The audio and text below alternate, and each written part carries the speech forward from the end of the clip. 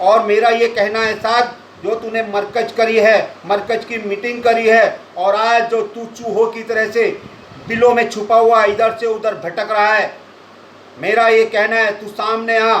20-50 आदमी जब तुम्हारे साथ होते हो तभी तुम निकल सकते हो, उससे पहले तुम नहीं निकल सकते, क्योंकि तुमको डर लगता है मौत से।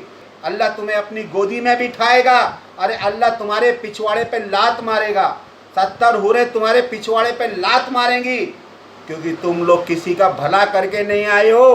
तो इज्जत रास नहीं आती, क्योंकि इज्जत रास जिनको नहीं आती उनके सिर के ऊपर जूते पड़ने चाहिए। उनके पिछवाड़े पे ऐसे टैटू बनेंगे, ऐसे टैटू बनेंगे, और हम हिंदुस्तानी जिनके पिछवाड़े पे टैटू बनाते हैं उनसे हम कोई पैसा नहीं लेते। कुत्ते अपने आप को शेर कहने वाले, गीदड़ और चूहे की तरह बिल में मुंह छुपा करके बैठने वाले, कि इस बीमारी को फैलाने में मुस्लिम समाज में जो साद नाम का एक मुल्ला है उसका बहुत ज़्यादा हाथ है, और हमारे जो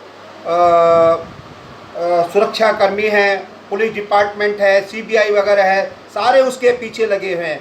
आज वो वकील की या वकीलों की एक जमात के साथ मिलकर के, ठीक है, अपने आप को बचाने की कोशिश कर रहा है। और मेरा ये कहना है साथ, जो तूने मरकज करी है, मरकज की मीटिंग करी है, और आज जो तू चूहों की तरह से बिलों में छुपा हुआ इधर से उधर भटक रहा है, मेरा ये कहना है तू सामने आ, सामने आ करके देख तूने हिंदुस्तान के अंदर कितना नासूर फैलाया है, और जब तक तू इस नासूर की सज़ा भुगत नहीं लेगा तुझको कोई भी माफ़ नहीं करेगा।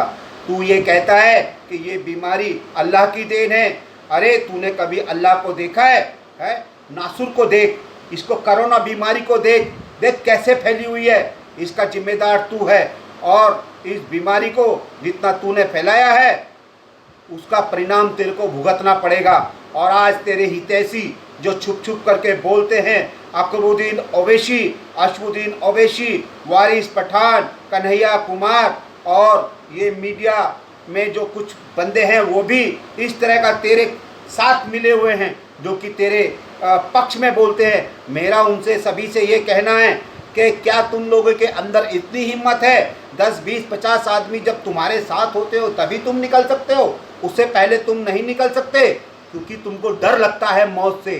कोरोना बीमारी कहीं तुमको खा ना जाए, खाएगी, वो तुमको छोड़ेगी नहीं।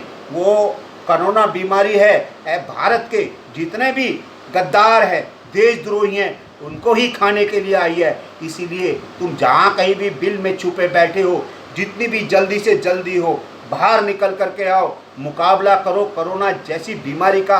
अबे हिंदुस्तान देश के गद्दारों, तुम लोगों को मुंह छुपाने के लिए हिंदुस्तान में कहीं जगह नहीं मिलने वाली है। तुम लोग अपने आप को बोलते हो हम आइसोलेट कर रहे हैं, हम अपने आइसोलेशन में हैं, तुम कोई से भी रिलेशन में हो, तुम्हारे कोरोना से रिलेशन हम बिगड़ने नहीं देंगे। कोरोना से तुम्हारे रिलेशन बना करके रखेंगे, और जितनी भी जल्दी होगा ये महामारी तुमको अपने लपेटे में लेती रहेगी, क्योंकि ये बीमारी आई ही इसीलिए है। जो हिंदुस्तान देश के गद्दार हैं, जो हिंदुस्तान देश के गद्दार हैं, उनको ही खाने के लिए आई है। तुम लोग क्या सोचते हो? थूकों पे, नोटों के ऊपर थूक लगा के, सब्जियों के ऊपर थूक लगा के, फलों के ऊपर थूक लगा करके हिंदुस्तान की जनता को ये बीमारी दे दोगे। गलत सोच है तुम्हारी, ये बीमारी तुम्हारे लिए है। ठीक है 10-20 हिंदुस्तानी भी मरेंगे, मगर ये बीमारी आई है तो तुम्हारे लिए आई है, और देश के गद्दारों के लिए आई है। चीन ने ये बीमारी फैलाई है, चीन से ये बीमारी उठी है। चीन के अंदर अगर 100 करोड़ अगर आबादी होगी तो मैं दावे के साथ कहता हूँ 80 करोड़ उनकी आबादी कोरोना महामारी खा जाएगी। कितने बचेंगे? 20 करोड़। और 20 करोड़ जब ये बचेगी इनकी जनसंख्या, तब क्या होगा? चीन जैसा देश भी जीरो पे आ जाएगा, जीरो पे।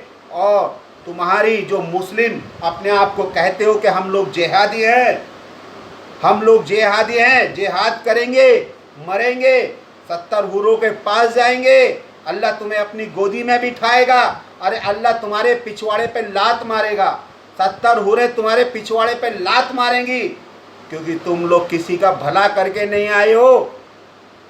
तो वो सोचेंगे जब ये अपने देश के ही नहीं हुए तो हमारे क्या होंगे। ये तो अल्लाह भी जानता है और ये 72 हुरे भी जानते हैं। और अल्लाह को तुमने कभी देखा है? क्या जानते हो तुम अल्लाह के बारे में? कुछ नहीं जानते अल्लाह के बारे में। तुम लोगों को यहाँ पे कुछ मुल्ला बड़ी बड़ी दाढ़ी रख लेंगे, हिंदुओं में ये बीमारी फैला दोगे। हिंदू सुबेरे उठते ही नहाना धोना सारा करता है और तुम लोग इतना सा हाथ पोंछ लेते हो और कहते हो वजूम हो गया तुम्हारा। क्या सोचते हो तुम? क्या सोचते हो? क्या बिगाड़ लोगे हिंदुओं का? जगह जगह गंदगी फैलाने वालों, घू के कीड़ों, तुम लोग घू में ही राजी रहोगे। तुम लोगों की जगह अगर कहीं है, ईरान है, इराक है, सीरिया है, जहाँ मुस्लिम को मारता है, मुस्लिम का कत्ल करता है। तुम लोग हिंदुओं के साथ हिंदुस्तान के अंदर कंधे से कंधा मिला करके तुम लोग रहते हो। तुम लोगों की हर जगह इज्जत होती है, तुम लोगों को इज्जत रास नहीं आती, क्योंकि इज्जत रास जिनको नहीं आती उनके सिर के ऊपर जूते पड़ने चाहिए। और तुम्हारा जो साध है उसको बहुत जल्दी जूते पड़ने वाले हैं, उसको कोई बचाने वाला नहीं है। ध्यान रखना मेरी बात को, क्योंकि जिस दिन वो अपने बिल में निकलेगा उसके ऊपर देशद्रोही का केस लगना तय है। उसने जगह जगह के विदेशी कितने कठमुल्ले हिंदुस्तान के अंदर इकट्ठे किए हैं, जितने उसने मुल्ला इकट्ठे किए हैं उनको सजा मिलेगी। जो पकड़े गए हैं नर्सों के साथ दुर्व्यवहार कर रहे हैं, डॉक्टरों के साथ दुर्व्यवहार कर रहे हैं, सुरक्षा कर्मियों के साथ दुर्व्यवहार कर रहे हैं, उनके पिछवाड़े पे ऐसे टैटू बनेंगे। और हम हिंदुस्तानी जिनके पिछवाड़े पे टैटू बनाते हैं उनसे हम कोई पैसा नहीं लेते, हम लोग फ्री में टैटू बनाते हैं। और दूसरी चीज मुल्लाओं, बड़ी बड़ी दाढ़ी वाले मुल्लाओं, हिंदुस्तान के देशद्रोहियों, मेरा तुमसे ये कहना है कि तुम लोग अभी भी वक्त रहते सुधर जाओ। अगर तुम लोग नहीं सुधरे तो आने वाला वक्त तुमको वो सजा देगा कि ना तो तुम घर के रहोगे और ना तुम घाट के रहोगे। वही धोबी का कुत्ता, ना घर का और ना घाट का। जितनी भी जल्दी से जल्दी हो सके साथ जहाँ छुपा हुआ है बाहर निकला, हो सकता है गवर्नमेंट तेरी कोई थोड़ी बहुत सजा कम कर दे। कुत्ते अपने आप को शेर कहने वाले, गीदड़ और चूहे की तरह बिल में मुंह छुपा करके बैठने वाले, अल्लाह का बंदा कहने वालों और हिंदुस्तान के अंदर कोरोना जैसी बीमारी को फैलाने वालों, बाहर निकल आओ। और अगर तुम लोग बाहर नहीं निकले, अगर तुमको ढूंढ के निकाला तो तुम्हारी सजा डबल हो जाएगी। असदुद्दीन ओवैसी, वारिस पठान, कन्हैया कुमार और लेफ्ट के जितने भी नेता हैं जो इनके तलवे चाटते हैं, मेरा उनसे ये कहना है, बोलो। तुम्हारी लोगों ये सारी बातें मानते हैं। तुम लोग तो शाहीन बाग में आ करके बड़ी लंबी चौड़ी बातें कर रहे थे, हैं? एनआरसी, हम कागज नहीं दिखाएंगे। आज अगर फ्री का माल बट रहा है तो उसमें सबसे ज़्यादा अगर लंबी लाइन लगी है तो मुसलमानों की लगी है। फ्री में जो अगर कोई माल लूट रहा है हिंदुस्तान का, मुसलमान लूट रहा है। आज देखो खाने की लाइन में सबसे ज़्यादा मुसलमान, बैंक की लाइन में 500 रुपये फ्री में लेने वाले सबसे ज़्यादा मुसलमान। अगर भारत सरकार मुसलमानों को अगर कोई सहूलियत दे रही है, अगर मुसलमानों को किसी तरह के खाना पीना भूखे ना मर जाएं, अगर कोई सहूलियत दे रही है तो भारत सरकार दे रही है। आज अगर कोई गवर्नमेंट इनके बारे में सोच रही है तो भारत सरकार सोच रही है। और हमारे ये 3 से 4 कुत्ते पता नहीं कहाँ मुंह छुपा करके बैठे हैं। अबेश, अकबरुद्दीन ओवैसी, असदुद्दीन ओवैसी, वारिस पठान, तुम्हारे साथ जब तक 50 आदमी नहीं होंगे तब तक तुम बाहर निकल भी नहीं सकते, क्योंकि कुत्ते तो झुंड में ही चलते हैं और झुंड तुम्हारे पास है नहीं।